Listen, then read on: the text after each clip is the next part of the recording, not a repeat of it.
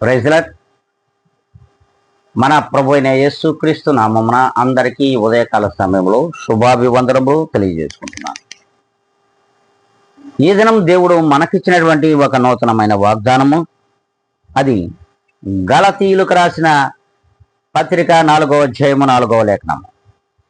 కాలము పరిపూర్ణమైనప్పుడు దేవుడు తన కుమారుని పంపెను అని వాక్యం సెలవిస్తూ ఉంది. అవును, ఈ లోకములో పాపము పరిపూర్ణమై పరాకాష్ఠకు చేరి ఉండగా దేవాతి దేవుడే ప్రభుని యేసు క్రీస్తు వారే దేవుని కుమారునిగా ఈ లోకమునకు వచ్చాడు. వచ్చిన అట్టి కుమారుడు తన ప్రాణమును పెట్టాడు.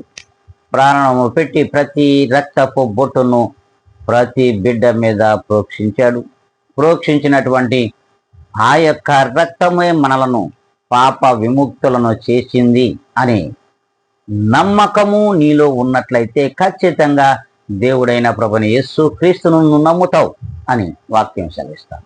ప్రియమైన దేవుని బిడ్డ, నీ కాలము పరిపూర్ణం ఎప్పుడవుతుంది, నీ పాప విమోచన ఎప్పుడవుతుందని ఈ వాగ్దానం ద్వారా తెలుసుకోవాల్సిన అవసరం ఉంది.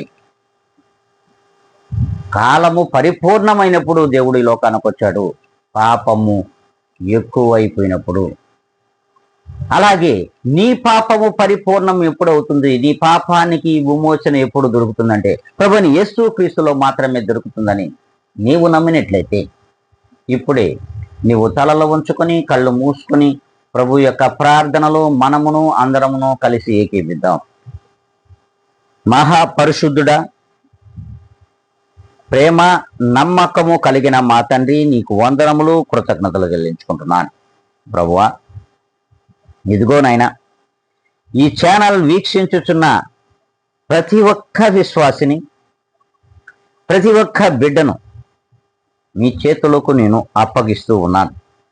ప్రభువా, వీక్షించుచున్న ప్రతి ఒక్కరూ వినగలిగినటువంటి చెవులను వారికి దయచేయమని, గ్రహించగలిగినటువంటి హృదయమును కూడా పరిపూర్ణముగా దయచేయమని బ్రతిమలాడుకుంటూ ఈ ఉదయకాల సమయమున నన్ను నేను అతి మిక్కిలిగా తగ్గించుకుని క్రీస్తు యేసు యొక్క ఘనమైన నామములో అడిగి వేడుకొని ప్రార్థిస్తున్నాను మా ప్రియ గొప్ప పరలోకపు తండ్రి.